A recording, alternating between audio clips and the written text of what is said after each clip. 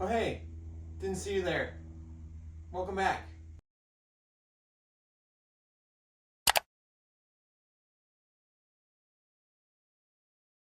What is up, Internet? Welcome back to Milehighkei, America's most distracted. As you can see, I have been doing work on the van. I painted this whole side. No big deal. Been working on some little things on the inside. No big deal. Does it run? No. Does it look pretty good? Maybe. Did I buy stuff off the internet that I probably shouldn't have? You know it. In today's video, are we going to make sure that everything is wired up right? Probably not. Are we gonna be fixing this very unfortunate paint drip? Probably not. What we are gonna do is unbox this great package from Honda Acty Parts. So this box is from Marty at Honda Acty Parts. I've gotten a lot of things from him in the past. The carpet, the bumper bars, the California mirrors, I think I got my rear cargo basket from him. Anyways, this is another very rare Honda option that I've been looking for a long time, and I am really excited to see if it actually works. So let's zip it open right here.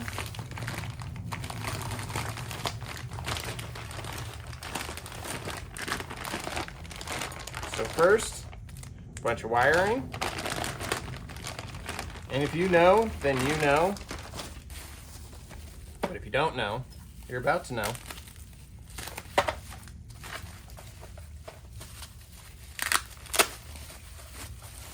So these are power windows for the van. So this is basically a little box with a electric motor on it, and it attaches to, so this is the door card. This is where the door latch is, and then this is where the kind of armrest goes.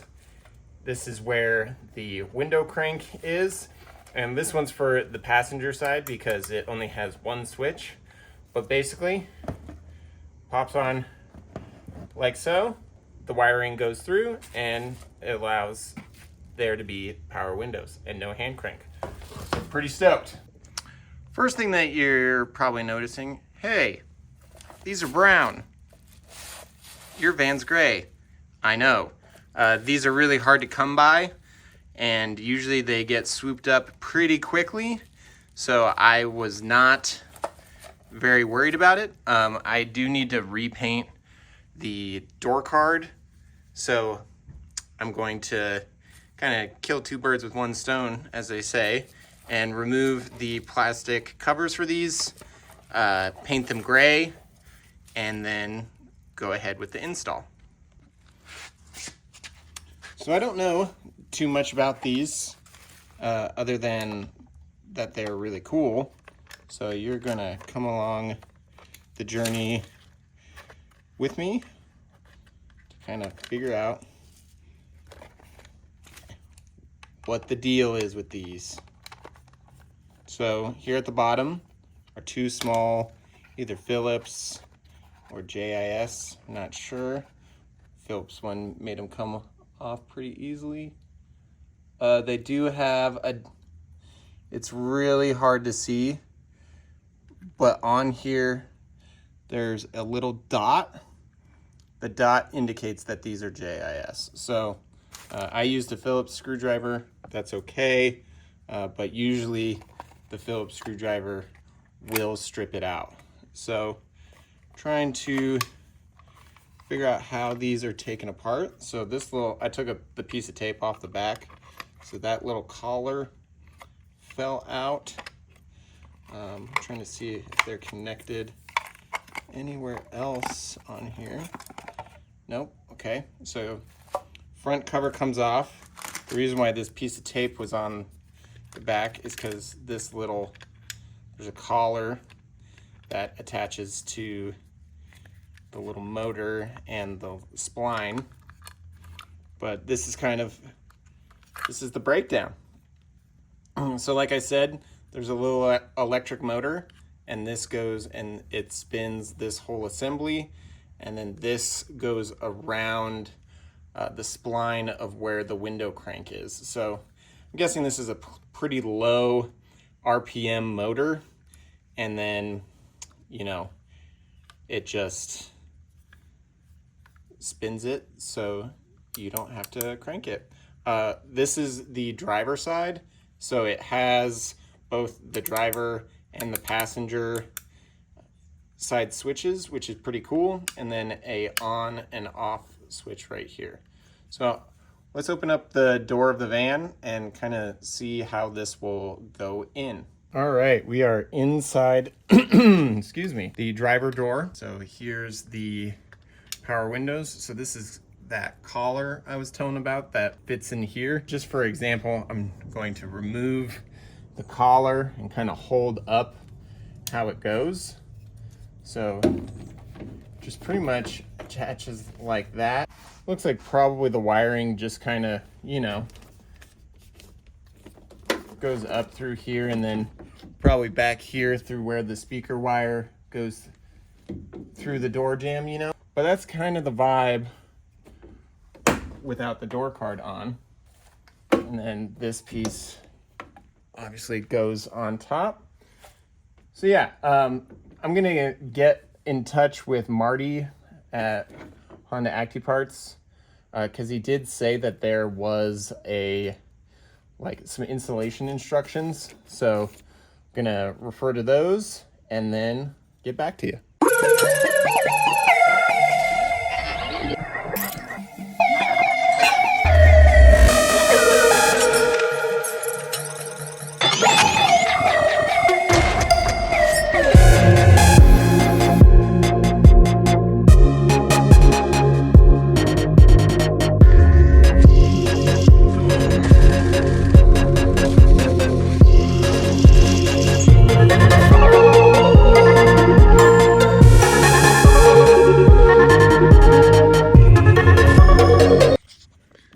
The most riveting time lapse you've ever seen, but got these taped up.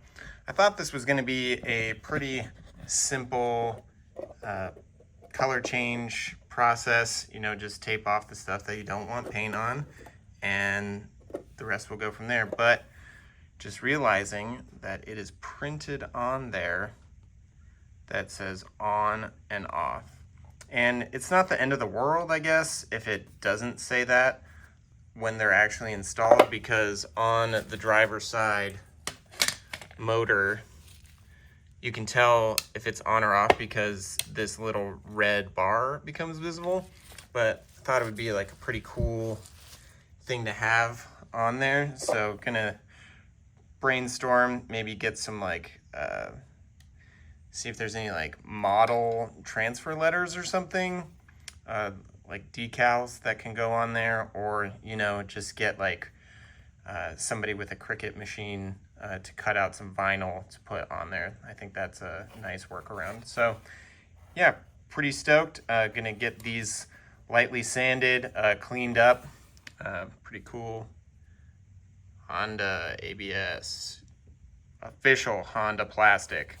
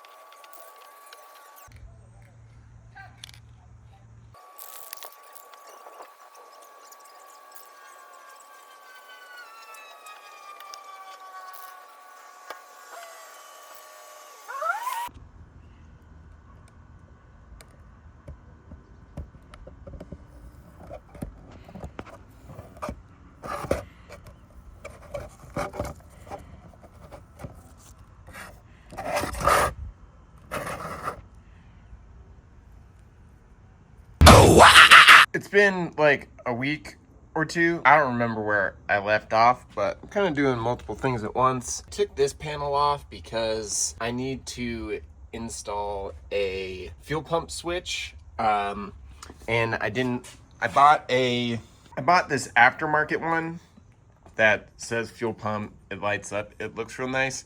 But this is that panel, and this doesn't fit into it. So I just found someone on Facebook that has one of the switches that is supposed to go in here. It is the switch for the Acty truck that actually turns the bed light on. So just going to reuse that because it just needs to be a simple on and off switch for the fuel pump. And then I'll just change the little decal in there. But waiting for that to come in the mail. I translated some of these instructions to install the power windows. And the next step is to remove the glove box and the little tray underneath. So I'm gonna do that.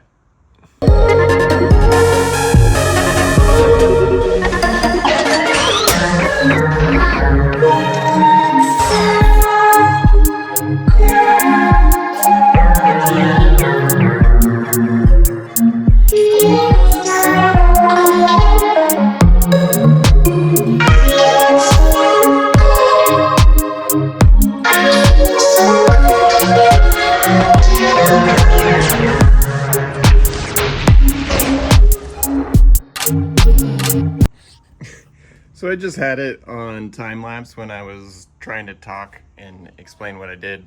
But basically, the glove box off and the little tray underneath, as well as the steering column cover, and I'm gonna follow the directions on the routing. So basically, mounts up over here, goes under the stereo, up over the steering column and the brake booster, and out through the door jamb there, and then kind of the same on the other side, going through that little hole there and into the door. Quick little note that I wanted to mention is that nearly every screw that I've taken out so far have been JIS, and they look like Phillips, but they're not because of, let's see if I can get a close up, the little dot there. So the little dot next to the Phillips indicates that that is JIS, and it is slightly different than a Phillips. You can get them out with a Phillips, but if they're really in there, you're definitely going to strip them. So just be sure that you have some JIS bits. I have one in my drill right here, and yeah, makes it a whole lot easier to get stuff out. And if you're ever having issues on an old Japanese car, check the screws, probably JIS.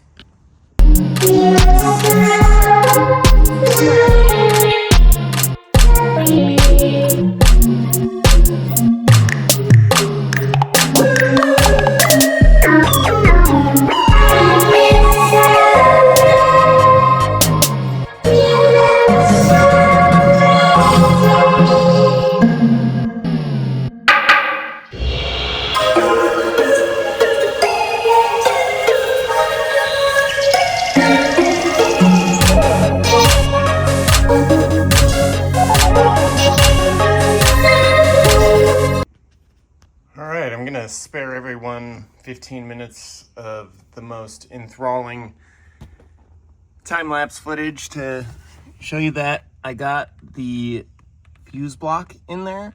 I had to disconnect the bottom nut and the top bolt from the main fuse block in order to get enough room to slide that in, like forward from the back. Little tricky to get in there.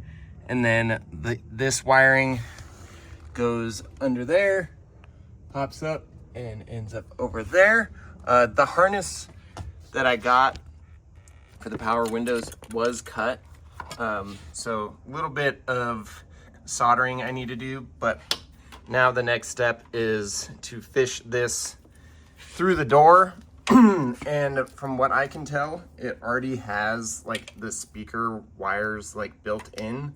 So I might be able to use these and connect into this speaker to go through the door so I don't have some extra wiring in there, but we'll see.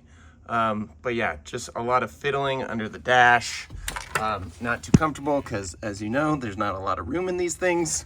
Can't quite figure out where to mount this relay. There is a little bracket for it, but I'm not really seeing anywhere to put it. But it's kind of a mess down here anyways, because this is all, like this stuff is for the stereo, some of my sensors, you know, the tachometer, all that stuff. So gotta clean that up and hide it. But yeah, this is not the most exciting video. It's just getting in there and, you know, getting your hands a little dirty, rubbing against the seat for nearly an hour.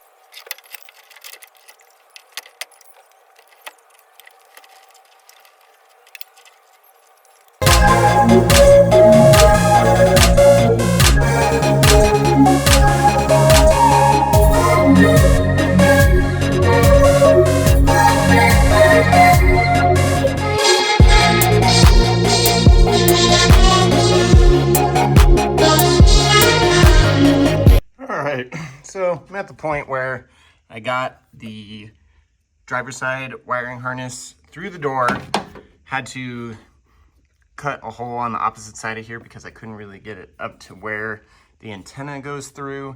So had to drill a hole, put a grommet in there, the whole 9 yards. So now this end is in there and I am tired.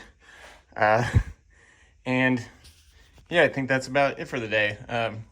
Realizing that this isn't really a how-to video and it's just me dicking around in the garage. So that's it. Bye. All right, so I was really not looking forward to filming for this because it's just like such a hassle, you know, to do the work and then also document the work. But I don't know, I felt like I need to like film stuff and show you what I'm doing. But then I realized, oh, there's no rules. I can do whatever I want. So I could just end the video.